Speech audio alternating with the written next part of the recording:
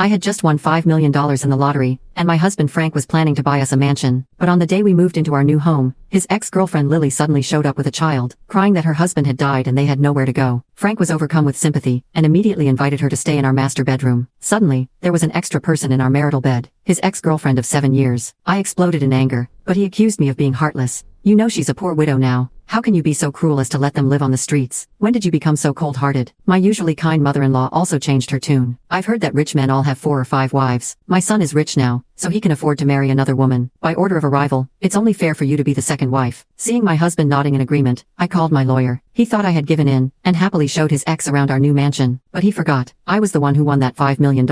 I'd rather donate all that money than let him use it to support his mistress. Just after I got off the phone with my lawyer, Frank suddenly appeared behind me, trying to persuade me. If it wasn't for picking you up from work back then, how would I have missed Lily's wedding and caused her to marry that short-lived bastard? Now that her husband is dead and she has a child to care for, isn't she struggling? If I don't take care of them, who will? Listening to Frank's nonsensical logic, I was in disbelief. What's the point of letting her stay in the master bedroom? Are the 3 of us going to sleep together? Why can't they stay at a hotel? Why do they have to live here and make everyone uncomfortable? Lily might be struggling with a child, but wasn't I struggling too, taking care of his mother and our daughter? Frank narrowed his eyes impatiently. Amber, why have you become so unreasonable? Lily and I are long over. If it wasn't for her husband's sudden death leaving her unable to pay rent, I wouldn't have let her move in. Why are you always targeting her? Clutching my chest, I took a deep breath and said, "Are you sure you want Lily to move in?" Frank hesitated for a moment before gritting his teeth. "It's not like I'm making her my wife. Why are you so angry? That child calls me godfather, so I have a responsibility to take care of them. Besides, now that I have money, only I can give Lily happiness." He ignored my increasingly upset expression, still sympathizing with another woman. She's a widow now. How can I not worry about her being alone outside with a child? Moreover, we just won the lottery so we can afford to support them. Lily even said she's willing to do all the housework, cooking and childcare. What more do you want? Only love could make him care for her so much and pity her so deeply. Frank seemed to have arranged the household duties. He would work outside while she managed the home. And I, the lawful wife, felt like an outsider who didn't belong. Faced with this, I was full of disappointment, but I didn't know what to say. Seeing me lower my head in silence, Frank's tone became harsher. "You know she's a poor widow now. How can you be so vicious as to let them live on the streets? When did you become so cold-hearted?" I looked up in disbelief, only to meet his furious eyes. There was no imagined guilt or apology towards me, only endless anger and disgust. At that moment, my heart turned to ashes, and I spoke softly. "Fine, she can stay as long as she wants." Hearing this, Frank was slightly stunned, then smiled and said, "See, if you had been more understanding from the start, we wouldn't have argued for so long. Come help Lily with her luggage." I shook my head and refused. "I wish you two a happy life together. I'll be staying at my mom's for now." Frank's face immediately darkened as he quickly stepped forward to block me. "What do you mean by that? What else could I mean? I'm no longer interested in you." I took our 4-year-old daughter's hand and walked past him towards the stairs, but my mother-in-law suddenly appeared.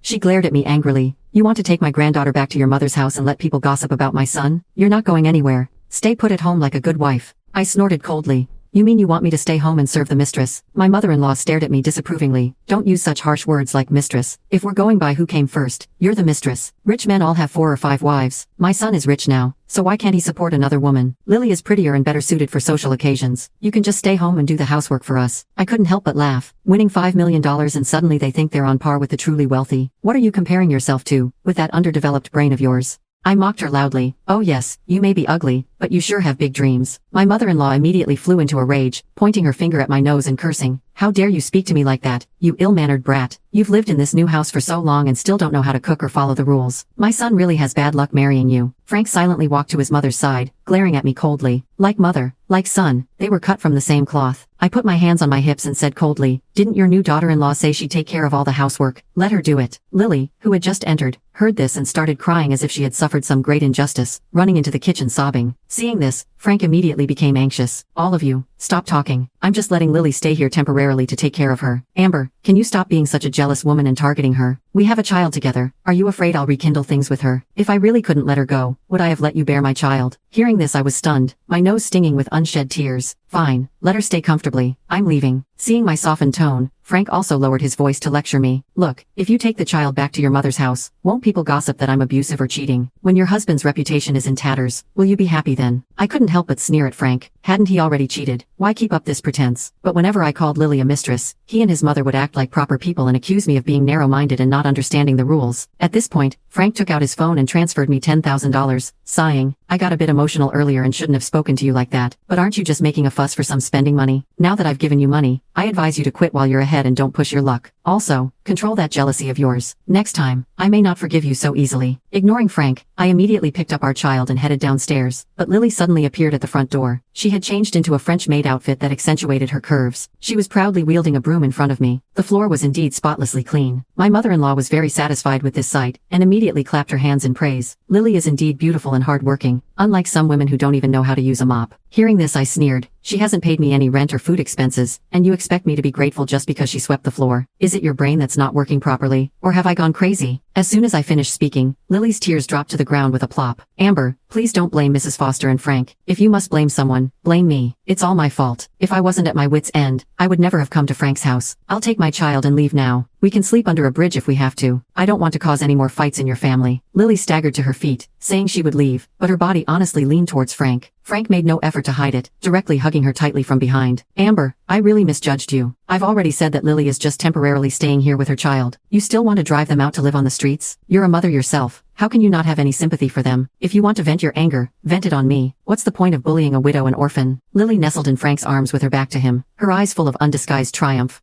Frank still hadn't figured out who really couldn't tolerate whom. My father-in-law chimed in. Argue, argue, argue. You've been arguing non-stop since moving into the new house. You'll scare away the god of wealth at this rate. Looking at the strangely united family in front of me, I couldn't help but wonder if they would still be standing together so calmly without the $5 million I had won. I nodded obediently at my father-in-law, pretending to be submissive. Yes, Dad, you're right. I don't want to argue in front of the child either, but since there's already a new daughter-in-law in the family, I'll take my daughter to stay at my parents' house for a few days. The smugness in Lily's eyes was about to overflow, but she still pretended to persuade me. Sister, you can't leave. How can I take care of Frank by myself if you go? Frank was stunned for a moment, then looked at me impatiently. What game are you playing now? Can't you hear the child's stomach growling with hunger? Hurry up and make dinner, and stop thinking about going back to your parents' house to spite me. I rolled my eyes, picked up my daughter, and walked towards our newly bought car. As I was leaving, I heard Lily cautiously advising Frank. Sister loves you so much, how can you just let her leave like this? Frank sneered coldly. Don't worry, she'll come crawling back within 3 days. After all, she's already fallen out with her family for my sake. I couldn't help but laugh bitterly to myself. This was the man who once couldn't bear to leave my side even when I had a slight fever. Now he knows I might not even be able to enter my family's house. Yet he still welcomes his ex-girlfriend into our new home on the very first day, letting me leave without a care. This was a blatant test of my obedience. If I stayed any longer, who knows how this family would order me around and torment me in the future. They might even make me serve the mistress during her pregnancy. So when you encounter a scumbag, run. Run as fast as you can. Soon, I had my daughter settled in the passenger seat and loaded my luggage into the car. Seeing this, Lily came over again to put on an act. Amber, don't be angry anymore. Just apologize to Frank and it will all blow over. Why bother going back to your parents' house in such a sorry state? Frank stood by arrogantly. Amber, think it through carefully. You can still bring your luggage back into the house now. If you can't get into your parents' house and end up on the streets with our child, don't come back begging me. I completely ignored the nonsense from these two. Satisfied with my stubborn expression, Lily went back into the house. After loading the luggage, I opened the car door and sat in the driver's seat.